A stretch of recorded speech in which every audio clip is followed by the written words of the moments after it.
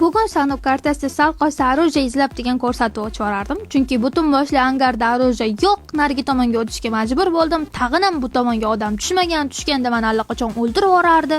Arojani ham topdim. Bitta odam oldimga yugurib kelib konteynerga turib oldi. Chiqib berildi, jonni yaxshilab kamaytirib oldim-da. Keyin qochib ketarmikin desam, narigi tomonga o'tib o'tdi geni.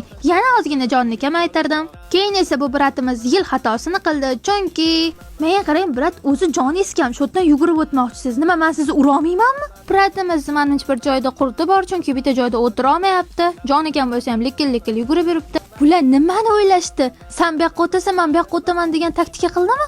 Hay, ikkalaylarga ham respekt bopladinglar. Anu konteynerchani ko'ryapsizlarmi? O'shaning orqasida korobkacha bor. O'shani ustida o'tirganlarda naklon bosib o'tiringlar, chunki kallachanglar ko'rinar ekan.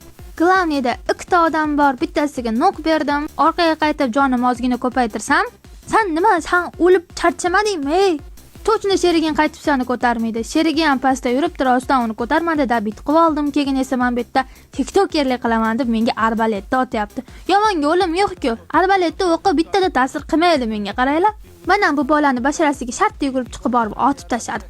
Qo'lim dard ko'rmasin. Atigi 6 ta dona kil bilan butga yopilyapti. Odam tushmadi nimagadir. Hamayli, ana yana tugadi.